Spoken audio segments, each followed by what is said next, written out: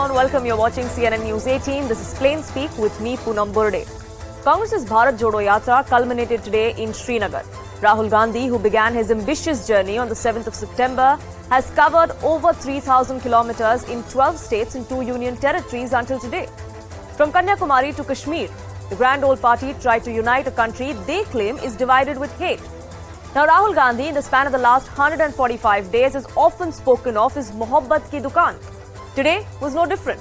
At the grand finale of this particular rally, Rahul Gandhi once again hit out at the BJP and the RSS for trying to sow the seeds of division in the country. He said, I understand the pain of violence, but those that are ruling the country today and that from the RSS don't get it. Before we get into what this Bharat Jodo Yatra has achieved or what it hasn't, listen in to what Rahul Gandhi said today. Security वालों ने कहा आखिरी जो 4 दिन हैं कश्मीर में आपको गाड़ी से जाना चाहिए। 3-4 दिन पहले एडमिनिस्ट्रेशन ने कहा कि देखिए, शायद डराने के लिए कि देखिए अगर आप पैदल चलेंगे तो आपके ऊपर ग्रेनेड फेंका जाएगा। मैंने सोचा कि ऐसे करते हैं, मैं अपने घर वापस जा रहा हूं, 4 दिन पैदल चलूंगा, अपने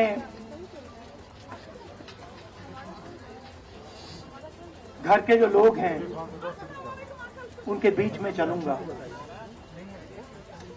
और मैंने सोचा कि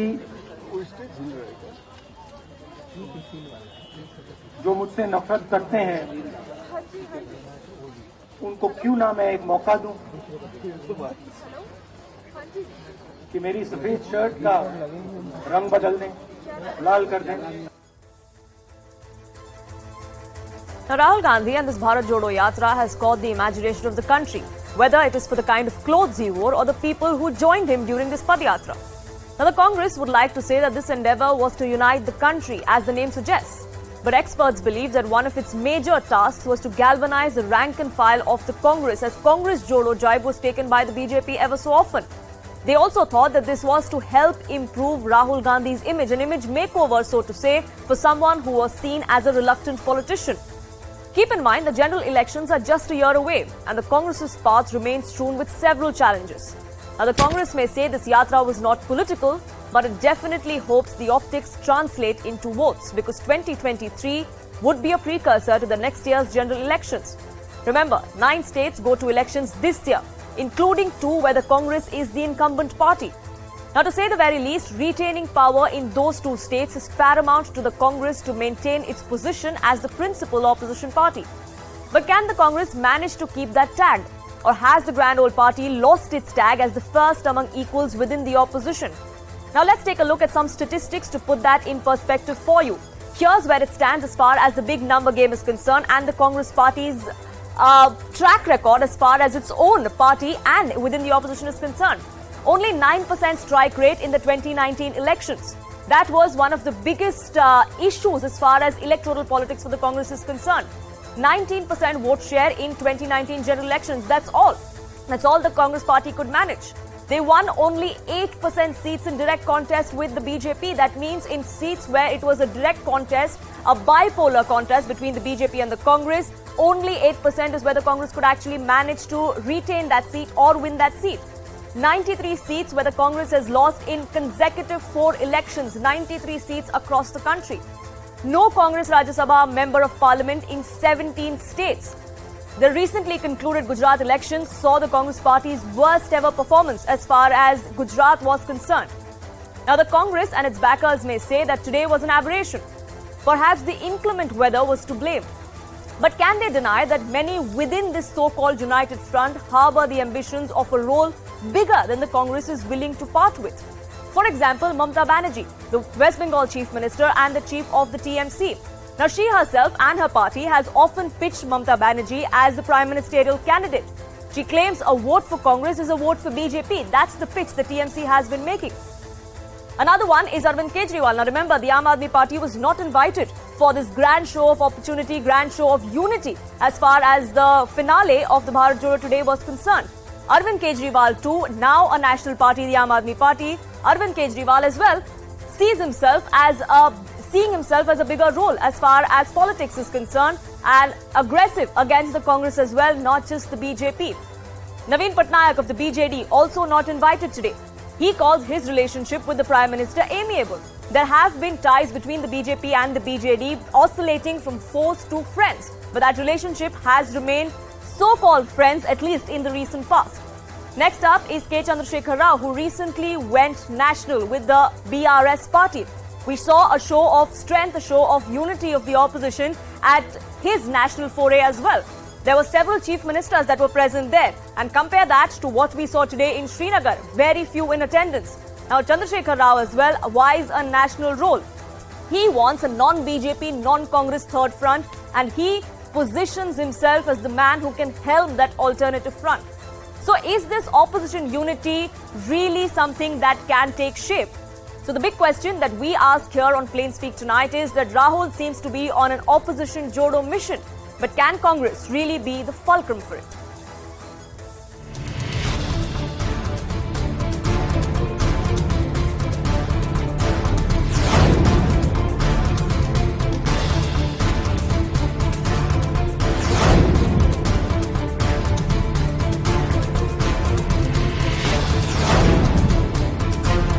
जो विचारधारा इस देश की नींव को तोड़ने की कोशिश कर रही है, उसके खिलाफ हम खड़े हों, मिलकर खड़े हों, नफरत से नहीं, क्योंकि वो हमारा तरीका नहीं है, मोहब्बत से खड़े हों।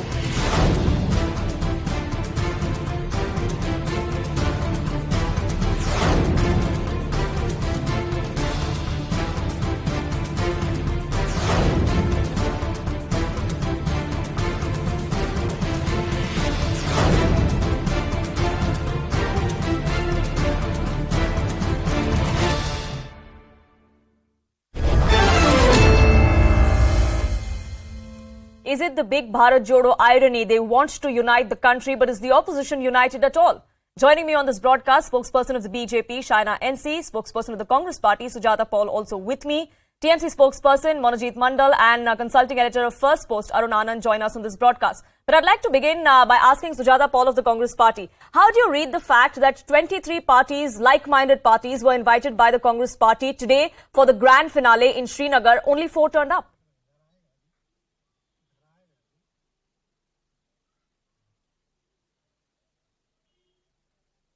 Sujata Paul? Yes, I couldn't get your question. Yes, Ms. Paul, I was asking, how does the Congress Party read the fact that 23 like-minded parties were invited for the grand finale today, but only 4 turned up? The point is, what is the Bharat Jodo Yatra about? The Bharat Jodo Yatra seeks to unite people, society, and remove the fear that has been put into them by the BJP RSS. And that is what the purpose is. You know, I was listening to this entire introduction that you gave, and it was about a strike rate of the Congress Party. It was almost as if talking about elections. No, this was not about elections. Of course, we are a political party and we will talk about elections. But when we go out to unite people, it is because we represent people. And we are the principal opposition party. We are here to ensure that people rid themselves of the fear, of the hate, the divisive politics that has been spread by the Bharatiya Janata Party. As far as our leader Rahul Gandhi is concerned, he has walked the talk. I remember I was on a program with one of your anchors on your channel when the BJP spokesperson had said that, after 4-5 days, the yatra will be left by Rahul Gandhi ji. No.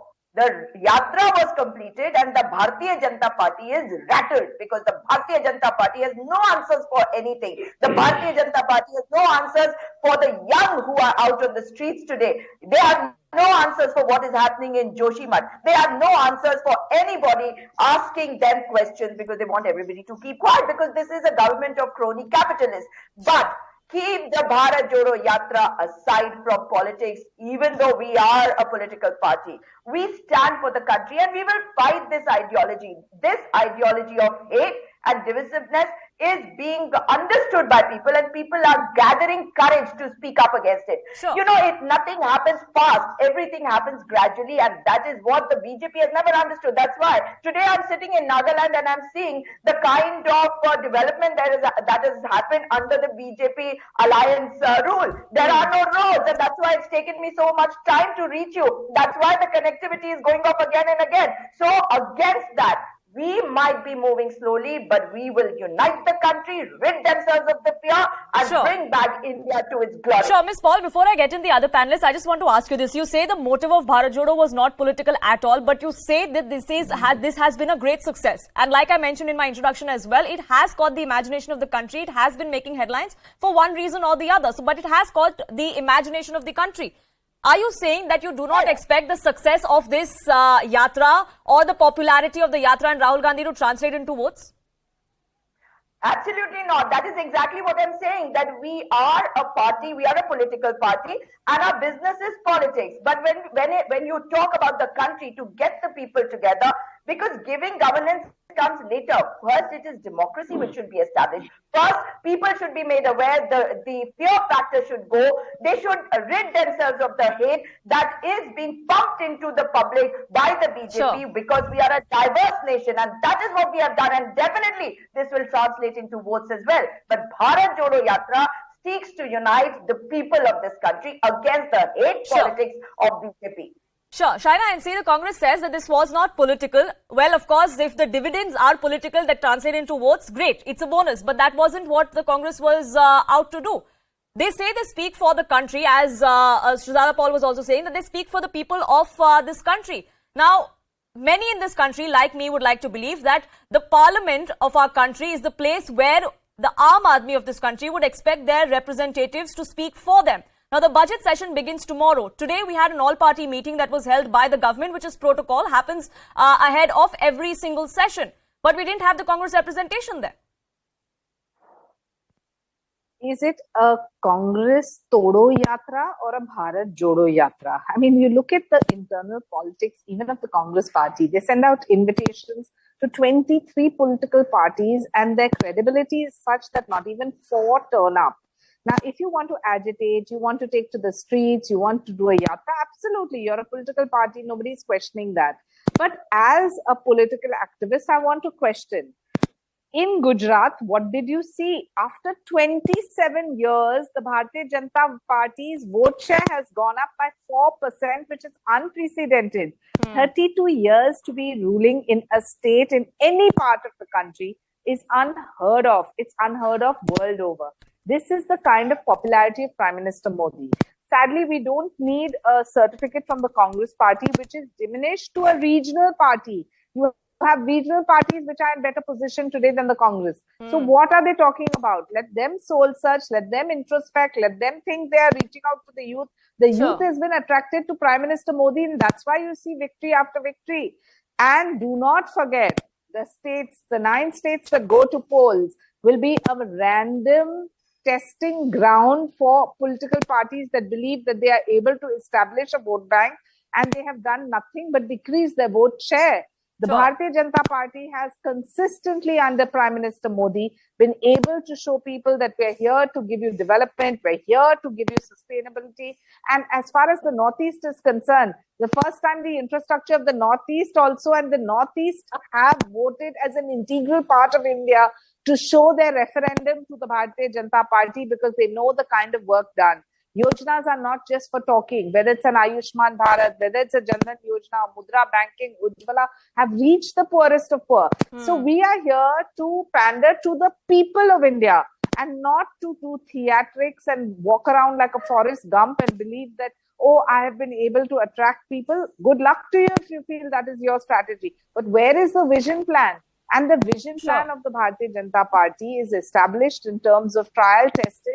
And this is the age of politics of performance. If you perform, you will continue to succeed. If you don't, you will perish. Unfortunately, we have a magical swan and a magical word in Narendra Modi ji, which has resonated with the youth, the women, every caste, creed, community that we look at. And I think in the days to come, the Bharatiya Janata Party will be a case study world over to show why people are voting and voting repeatedly. With So the vote BJP share is definitely instead of not decreasing. deterred by what the Congress says, whether it's about the popularity of Rahul Gandhi or Bharat Jodo Yatra is concerned, or whether or not it translates into votes come 2024 or in the near future, the 9 state elections. But Monojit Mandal, I want to come to you now. The Congress says that they are the principal opposition party. Now, the TMC, many others, including the BRS, would also like to believe that Congress's footprint is slowly dwindling. Would the opposition, including the TMC, then band together under the leadership of the Congress party? No, first of all, to correct your information about skipping this particular meet, Trinamool Congress, All India Trinamool Congress was not invited. That's point number one. It has been made amply clear by our very honorable General Secretary, Mr. Abhishek Banerjee. So it's not the question of skipping the meet or not. We were not invited. Why we were not invited? Only the Congress party will be able to tell. Sure. Coming back to the question of the principal opposition party, at this point in time, if you look at the demography of the country, or the pattern of vote shares, or how much we are holding on to our vote share, there is not a single political party which can actually single-handedly challenge BJP. We can claim that we have challenged BJP, which is a fact of history. They tried their best to dislodge us, Apki Baat, Doso Par, all those big sloganeering by two of the most apparently powerful men in Asia, Mr. Shah and Mr. Modi, but they could not manage to get even 100 seats. They were under 80. Sure. Now, we are not saying that Trinamool Congress is the only political party who can actually dislodge BJP from India. It is the people's response, it is the people's voice, which you can hear on the street, how they are suffering because of price rise, because of the unemployment, because of economic slowdown, and along with that cronyism, crony capitalism, how big business houses are making money. We are very clear on that. The people will stand against that mammoth fraud committed by BJP in the last 7-8 years. Sure, but sorry to interrupt you, Professor Mandal, but my question was very simple. Like you said that no single party at the moment can challenge the BJP. It has to be a united effort. But then my question was, and coming back to it, would the TMC then join ranks with the Congress and everyone else under Congress being the leader, and TMC and everyone else playing second fiddle? Is that something TMC is okay with? I can reverse the question by saying that, will the Congress join the hands of TMC and other political parties in fighting the BJP? Look, we are absolutely clear. Any political formation who is genuinely fighting BJP, Trinamool Congress will support that political party. But I'm giving a very small example of what the Congress is doing in Delhi and what they are doing in Bengal. Look at the Bengal Congress leader.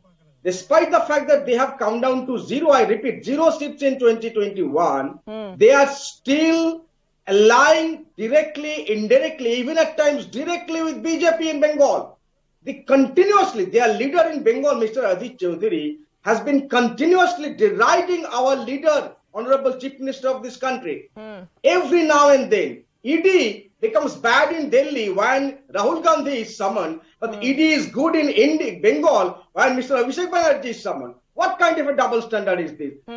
First, you need to create a principle for opposing the BJP. If ED is bad, ED is vindictive. It is vindictive everywhere. What is in Delhi, when in Maharashtra or in Bengal. You are supporting BJP when they are raiding our houses, when they are arresting our leader or harassing our General Secretary, even his family. I repeat, even his family was not spared. In the last 5-6 years, Abhishek's family was targeted. Even his 3-year-old son was targeted by Shubhendu Adhikari, BJP leader in Bengal. Today, Amartya Sen is targeted by BJP every other day. They disrespect everyone who has got different political opinion against them. This is what we need to change. And Trinamool Congress, and which is why united front of the opposition is needed. And Sujata Ball, coming back to what you said and the response that came in from the TMC. Can the Congress continue to say we are going to be the principal opposition party, because many within the opposition, including the TMC, don't see the Congress party as fit to hold that tag, because there are many others who are challenging you electorally?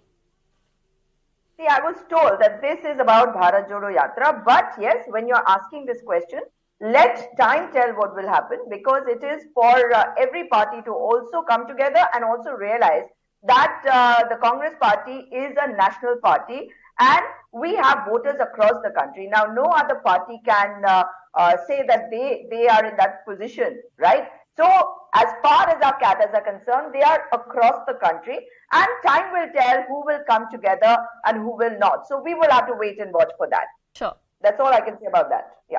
Sure. And before I get in, Arun Anand, I also want to put in some facts for our viewers and just to look at the number game really of the kind of parties that were at the Bharat Jodo finale today in Srinagar. And I just want to put out those numbers before I get in Arun Anand as well. And Arun Anand, 23 parties were invited, only 4 turned up, and this is what the number game actually looks like. The Congress has 52 members of parliament in the Lok Sabha. The DMK, which was one of the 4 parties that attended the grand finale or the rally today, have 24. The left has 5. National Conference and the PDP have 3. That brings it to 84. Now, the majority mark in the Lok Sabha is 272. The NDA strength is at 329 as far as 2019 elections are concerned. So, with the parties that want to be with the Congress party, Arun Anand, can they actually manage to put up a formidable front against the BJP? Poonam, this reminds me of, it's a similar kind of situation which happened in 1983, and one needs to draw, a big lesson from that.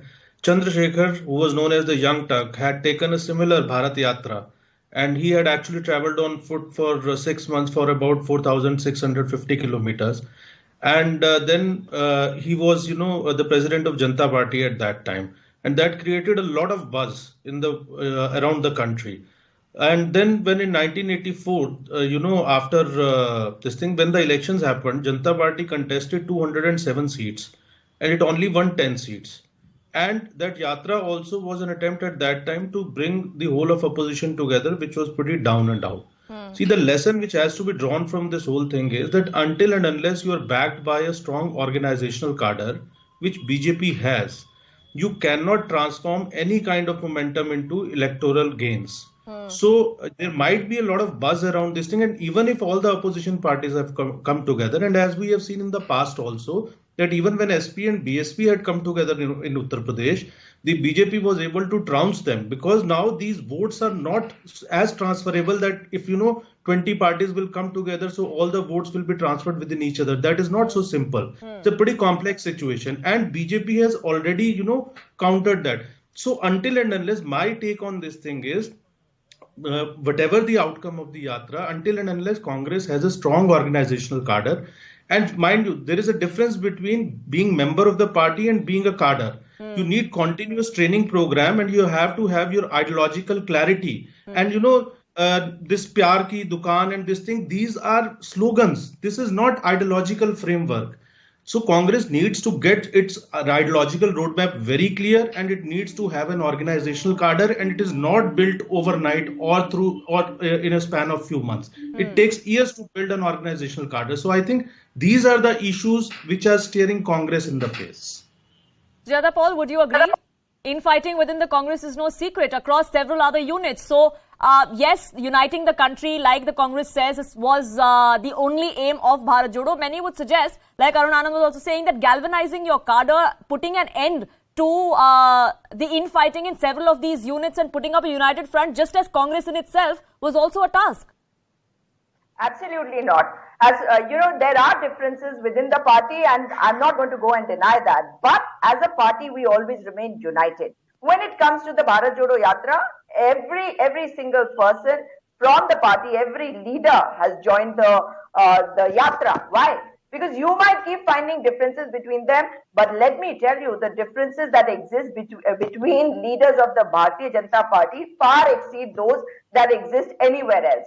In our case, we allow people to talk. They're not leaving the party and then talking badly about it. There are people who leave the party, but then the conditions in which they leave, we know how they do. We have the ED, and like I said, I'm sitting here in Nagaland and I can see the Bharatiya Janata Party workers out on the streets screaming in this very quiet and peaceful state. Why? Because there is fighting amongst them, there is fighting with their allies. So as far as BJP is concerned, it might not be visible, but there is much more fighting. And if that was not the case, you explain to me why we had change of chief ministers in Uttarakhand. Why did we have a chief minister along with the entire cabinet being changed in Gujarat? This is because the But that seemed to have worked for them in both states. Yeah. So isn't that a decision? Then wouldn't wouldn't you say that they perhaps had infighting and they worked on it and ensured that got them results? Oh, absolutely not. We know exactly how the ED functions. You know what happened in Gujarat. And Shaina NC just spoke about Gujarat. She forgot about Himachal Pradesh. Why? Because there, they couldn't polarize anybody. There, the Prime Minister, in violation of the Model Code of Conduct, was not doing a road show and having an ambulance pass by again and again. So we know what kind of politics they play.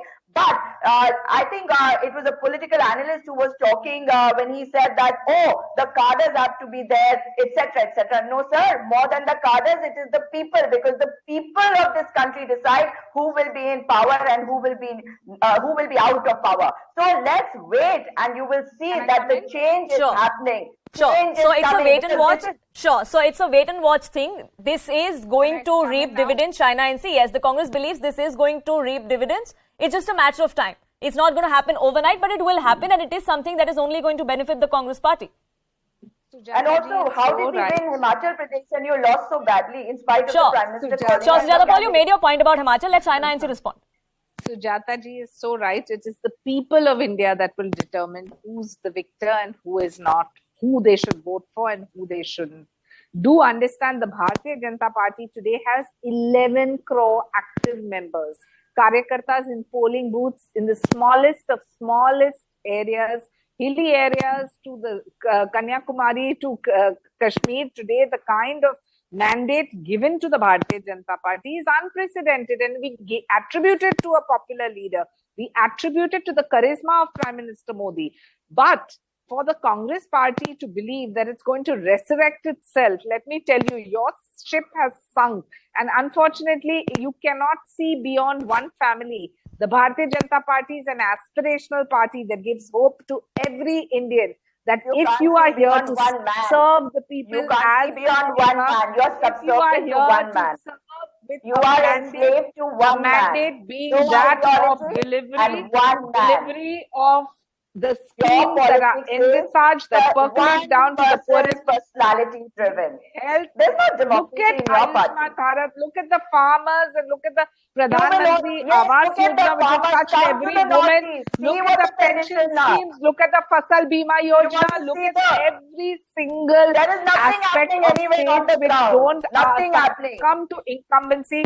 They're only resurrecting their mandate in a trial right in the middle of and not some the financial capital walking the country with his whole party collapsing is proving to be a Bharat Jodo when it's actually a Congress Todo. Right?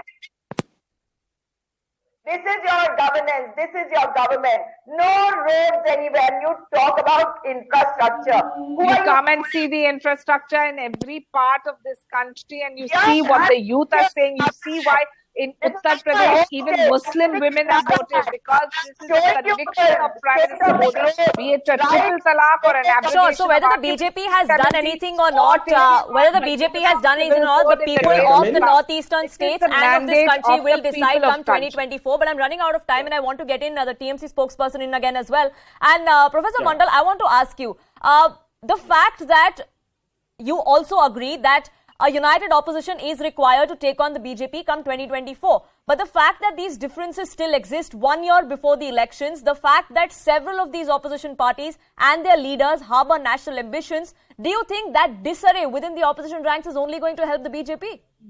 You see, that is the fascinating part of democracy in India. Differences, diversity. They will remain as it remains in the states.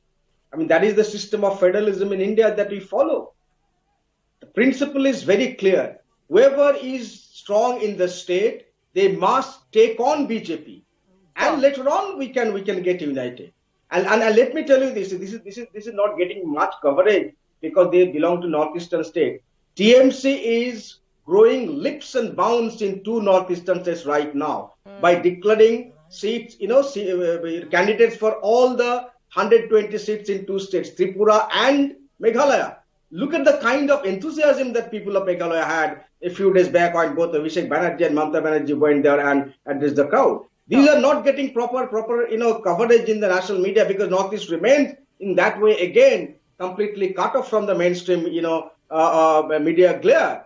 And talking about development, you did not do anything in Meghalaya. You did not do anything in Tripura. In fact, incidentally, you had to change the chief minister in Tripura midway because of his number, because he was getting extremely popular. And in both the states, I believe TMC will do very well. If not in Meghalaya, we are going to form government within one month or so. You will just see. So it's fight at the state level first, and then we'll decide who takes on the BJP as the leader of the opposition. Centrally, that seems to be the approach as far as some of the opposition parties are concerned. Sorry, Shana NC, I'm running completely out of time. Yes, go ahead. Just 10 seconds. Yes, all these people who say that you're changing chief ministers are being changed. That's the beauty of the Bharatiya Janata Party, where disciplined cadre that you can change all ministers and still the party will function and deliver on ground as per promise. Not relying on the people of this country and those respective states to decide whether or not changing chief ministers is a tactic to hide their failures or something that seems to have succeeded for the party. But I leave it at that, and I thank